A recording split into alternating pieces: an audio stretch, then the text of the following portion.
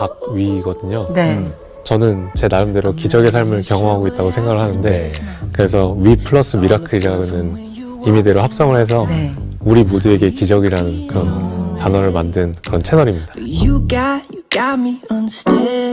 Cause you know I can't stop thinking about you. Trying to sleep, no pillow with me.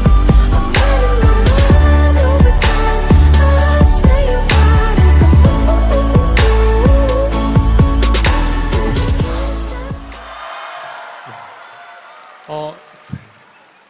우리 모두에게 기적을 미라클의 박입니다.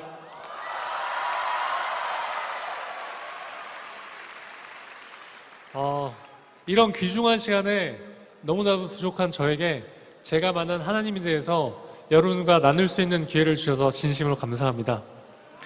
네.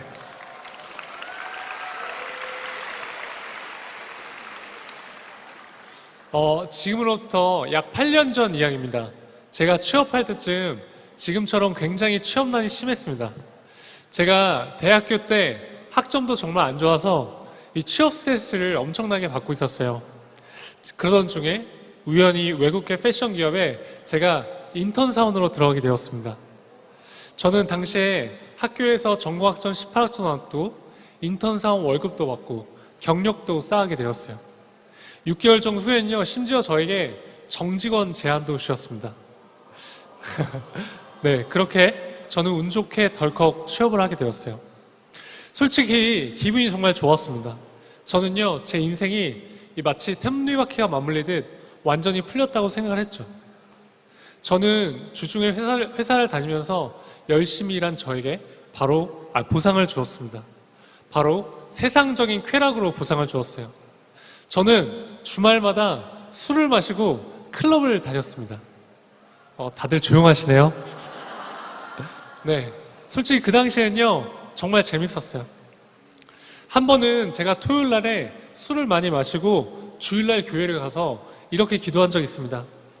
하나님, 저는 세상의 쾌락을 포기할 수가 없습니다.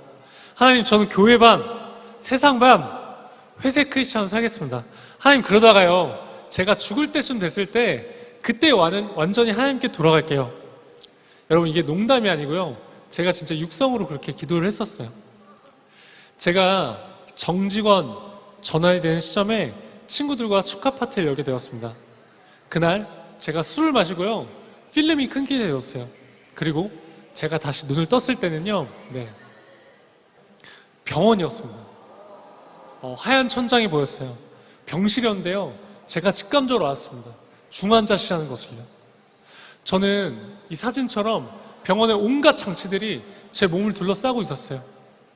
여러분, 제 몸이요, 제 눈으로 분명히 보이는데 이 쇄골뼈 밑으로는 정말 아무것도 느껴지지 않고 아무것도 움직일 수가 없었습니다. 여러분, 이게 어떤 느낌인지 감이 잘 안 오시죠? 지금 한번 손을 한번 다 같이 들어보실까요? 네. 자, 하나 둘 셋 하면 여러분 손톱에 한번 힘줘 보겠습니다. 자, 하나 둘 셋. 자, 이번에는요, 머리카락에 한번 힘줘 볼게요. 자, 하나 둘 셋. 자, 나는 손톱이나 머리카락에 힘이 들어온다 하면 손 들어보세요. 들어가세요?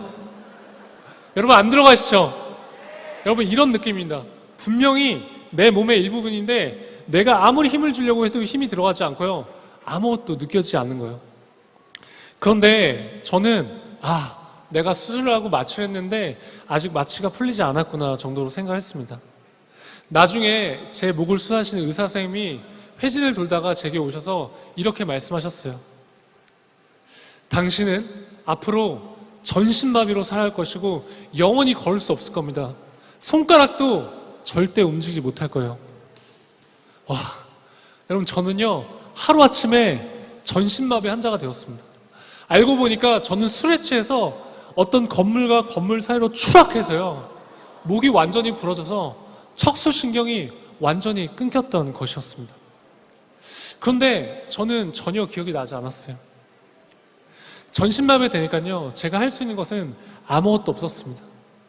스스로 아무것도 할 수 없게 되었을 때 그 좌절감은요, 정말 상상할 수 없을 정도의 상실감을 느끼게 해줬어요. 병원에서의 삶은 치열한 전쟁이었습니다. 그저 침대에서 누워서 지내했어요. 여러분, 욕창 뭔지 아세요? 저는 욕창에 걸리지 않기 위해서 2시간에 한 번씩 24시간 동안 누군가가 제 몸을 뒤집어줘야 했습니다. 밥도 다 떠먹여줘야 했고요. 저렇게 이빨도 누군가가 직접 다 닦아줘야 했습니다. 여러분, 제가 그리고 씻으려면 어떻게 씻었는 줄 아세요? 아까 저 병원 침대 있죠? 제가 병원 침대에 누워있는 채로 샤워실에 들어갑니다. 그러면 샤워실에 누워있는 저를 가족들이 손으로 직접 다 씻겨줘야 했어요. 전신마비가 되면요, 장기에도 마비가 옵니다. 대변과 소변을 스스로 볼 수 있는 기능을 상실하게 돼요. 저는 당시에 이 소변줄을 차고 있었고, 소변백에 소변이 가득 차면 가족들이 직접 다 비워줘야 했습니다. 대변을 보기 위해서는요, 여러분, 좌약을 넣고 그 침대 위에서 누워서 제가 등을 돌린 상태로 가족들이 손으로 다 받아내야 했어요.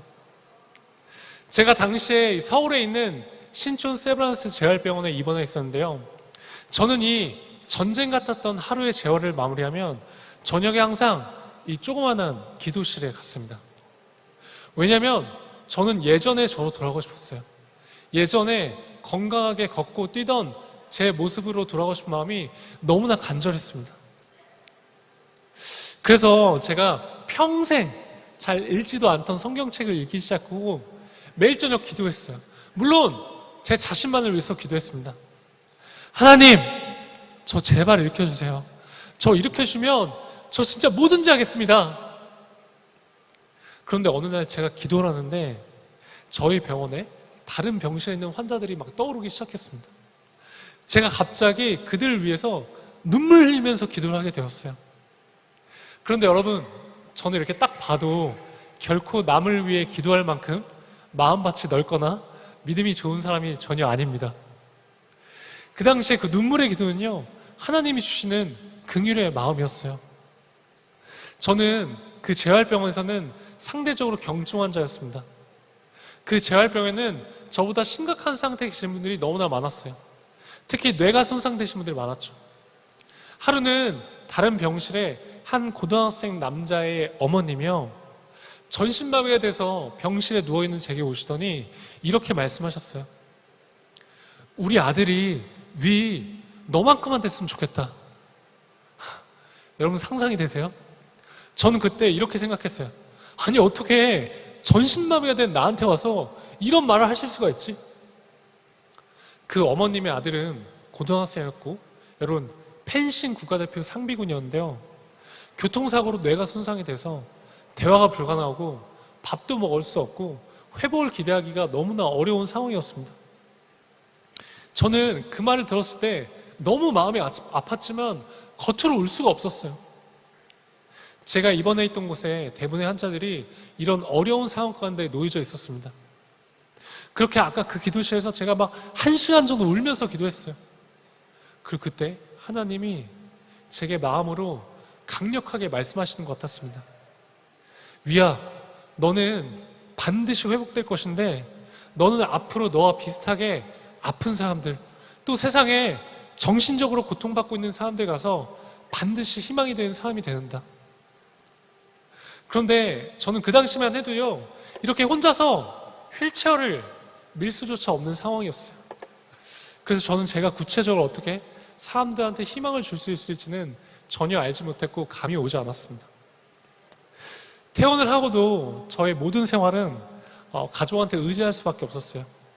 대변과 소변도 여전히 가족들이 직접 다 받아내고, 제가 잠을 자기 위해서 침대에 옮겨 누우려면요, 저희 아버지나 남동생이 집에 올 때까지 꼼짝없이 기다려야 했습니다.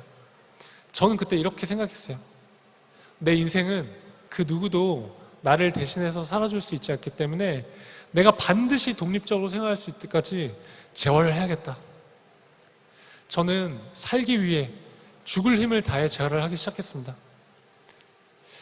저희 집 근처에 한강이 있는데요, 저는 비나 눈이 오지 않으면, 영하 5도 밑으로 떨어지지 않으면 온몸에 핫팩을 붙이고 한강에 나가서 매일매일 휠체어를 밀었습니다. 50m, 100m, 500m, 1km 휠체어를 스스로 밀 수 있는 거리를 서서히 늘려나갔어요. 저희 집이 서울의 여러분 용산인데요. 하루는 제가 혼자서 휠체어를 밀어서 3시간을 걸려서 저희 집에서 11km 떨어져 있는 난지도 한강공원까지 휠체어를 밀 수 있게 되었습니다. 여러분, 저는 그때 이런 생각을 했어요.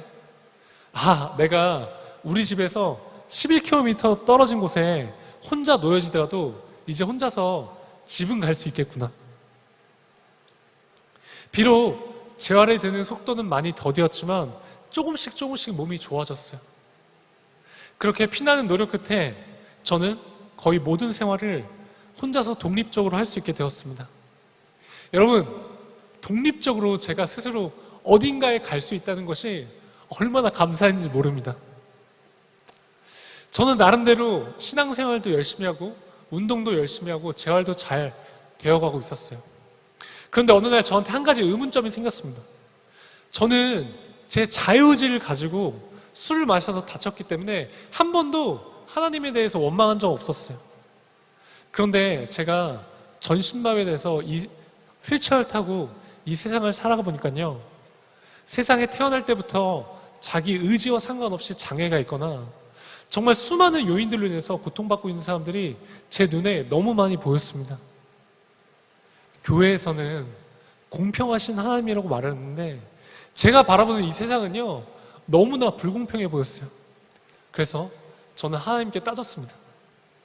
하나님, 지금 이렇게 이 세상에 이렇게 수많은 사람들이 고통받고 있는데 왜 가만히 내버려 두시는 거예요?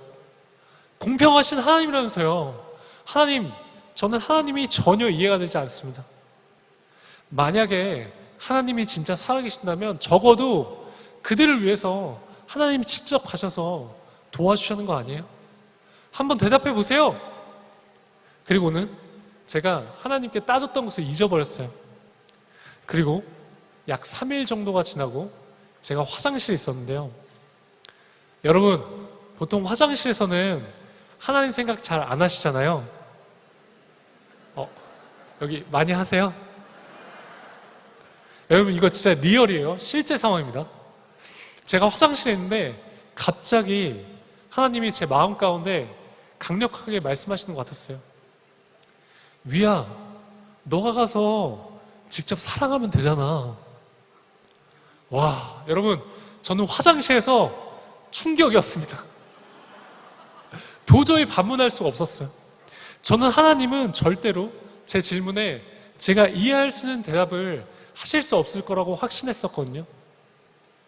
저는 여태껏 제가 살면서 제가 사랑해야 될 대상은 내 가족, 내 친구들, 그리고 제 주변인들이라고 생각했어요.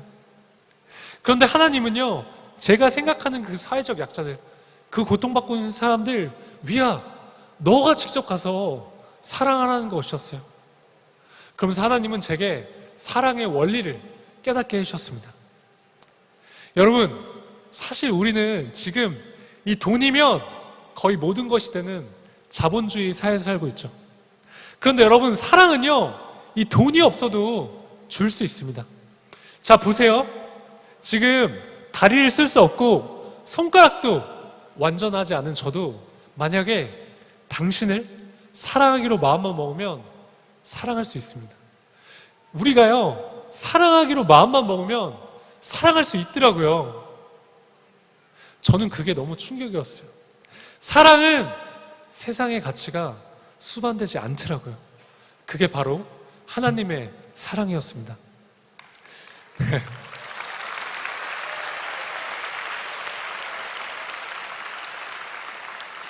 네, 여러분, 마가복음 12장 30절에서 31절 말씀을 한 목소리로 같이 읽기 원하는데요. 혹시 준비가 되어 있을까요? 여기 띄워져 있나요? 네. 읽겠습니다. 큰 목소리 읽겠습니다. 시작! 내 마음을 다하고 목숨을 다하고 뜻을 다하고 힘을 다하여 주 너의 하나님을 사랑하라 하신 것이요.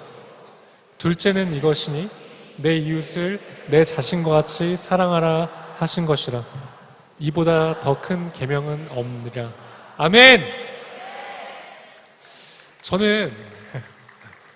저는 제가 이 땅에 살아가면서 막 뭔가 엄청난 일을 해야지만 하나님께 영광을 돌릴 수 있다고 생각했었거든요. 그런데 방금 우리가 읽었던 이 마가복음 말씀처럼요, 제가 이 땅에 태어난 이유와 목적이 바로 사랑하기 위해서 태어났다는 사실을 깨닫게 되었습니다. 여러분, 저는 너무나 부족하지만 그냥 그저 휠체어를 제가 밀면서 제가 할 수 있는 선에서 그저 열심히 사랑을 베푸는 것이죠. 여러분, 저는 제가 다치기 전에 걷고 뛰고 내 손으로 밥 먹고 스스로 대변 소변 보는 것에 대해 한 번도 감사하며 살지 않았습니다. 그런데 제가 전신마비에 대해서 걷지 못하고 스스로 밥 먹지 못하고 스스로 대변 소변 볼 수 없게 돼 보니까요, 이제야 비로소 제가 과거에 너무나도 당연하다고 생각했던 그 일상들이 결코 당연한 것이 아니며 정말 기적과도 같은 삶이라는 것을 깨닫게 되었습니다. 여러분, 우리들의 삶은 그저 하나님의 은혜인 것 같습니다. 사람들은 기적이라고 하면 눈먼 자가 눈을 뜨고 안진뱅이가 일어서는 초현실적인 현상을 떠올립니다. 아니요. 여러분, 기적은요, 제가 지금 휠체어를 타고 있는 저의 삶, 그리고 여러분들의 삶 그 자체입니다. 여러분, 남과 비교해서 지금 내게 없는 것, 내게 부족한 것들을 바라보지 마시고요, 지금 내게 있는 것, 내가 현재 누리고 있는 것들을 바라보셨으면 좋겠어요. 현재 고난의 상황에 처했을지라도 우리가요, 감사할 수 있는 마음을 가질 때 위기를 기회로 바꿀 수 있는 힘이 생깁니다. 여러분, 하나님은 항상 약한 자를 쓰셨어요. 그런데 제가 어렸을 때부터 수도 없이 설교 말씀에 등장했던 그 사건들은요, 그냥 성경의 이야기로 생각했던 것 같아요. 이 다윗이 골리앗을 이기고 80세가 넘은 모세가 이스라엘 백성들을 이끌고 출애굽을 하죠. 여러분, 저는 제가요, 육체적으로 얼마나 연약한지 누구보다 잘 압니다. 지금 만약에요, 여러분, 제가 휠체어가 없이 여기 이 콘서트장을 빠져나가야 된다고 하면요, 여러분, 저는 휠체어에서 여기 바닥으로 내려와서 가야 되기 때문에 전 기어서 가야 되겠죠? 여기 가려면 30분? 1시간도 넘게 걸릴지도 몰라요. 그런데 제가 전신마비에 대해서 그냥 열심히 살아가기만 해도요, 이런 제 모습이 누군가에게는 힘이 되고 용기가 되더라고요. 제가 스스로 할 수 있는 것이 아무것도 없고 보잘것 없는 존재라는 것을 깨닫고 또 그 사실을 제가 인정하게 되니까요, 하나님이 저를 도구로 사용하시더라고요. 여러분, 고린도전서 1장 27절에서 28절 말씀을 마지막으로 한 목소리로 크게 읽기 원합니다. 혹시 준비가 됐나요? 네, 읽겠습니다. 시작! 그러나 하나님께서 세상에 미련한 것들을 택하사 지혜 있는 자들을 부끄럽게 하려 하시고 세상에 약한 것들을 택하사 강한 것들을 부끄럽게 하려 하시고 하나님께서 세상에 천한 것들과 멸시받는 것들과 없는 것들을 택하사 있는 것들을 폐하려 하시나니. 아멘! 여러분, 이 고린도전서 말씀처럼 하나님은요, 세상에 미련하고 약하고 천하고 멸시받는 사람들을 택하셨대요. 여러분, 만약 여러분이 지금 혹시 연약하고 고통 가운데 계신가요? 그럼 이제 아마도 하나님이 여러분들을 쓰실 수 있다는 뜻일지도 모르겠습니다. 여러분, 우리는 연약하기 때문에 하나님을 드러낼 수 있기에 감사해야 하지 않을까요? 여러분, 우리의 고난은요, 하나님과 가까워질 수 있는 축복의 시간입니다. 세상 사람들은 지금의 제 모습을 보면서 아마도 끔찍한 고난의 시간 속에 있다고 생각하면서 말할지 모르겠어요. 그런데 여러분, 지금도 보세요. 제가 만약 다치지 않았다면 이렇게 여러분들과 마주할 수 있는 기회가 있었을까요? 저는요, 전신마비가 된 생활을 통해서 삶의 진정한 행복과 가치를 깨닫게 되었습니다. 그리고 실제로 하나님과 더 가까워졌어요. 둘째는 이것이니 내 이웃을 내 자신과 같이 사랑하라 하신 것이라. 이보다 더 큰 계명은 없느니라. 아멘. 여러분, 우리는 사랑하기 위해서 태어난 사람들입니다. 하나님은 우리 누구에게나 공평하게 사랑할 수 있는 마음을 허락하셨습니다. 여러분, 우리는 언제든 어떻게든지 이 세상 속에서 하나님의 사랑을 필요하는 곳에 가서 충분히 사랑을 전할 수 있다고 저는 믿습니다. 저도 부족하지만 앞으로 이 미라클 채널을 통해서 사랑을 전하도록 노력하겠습니다. 네.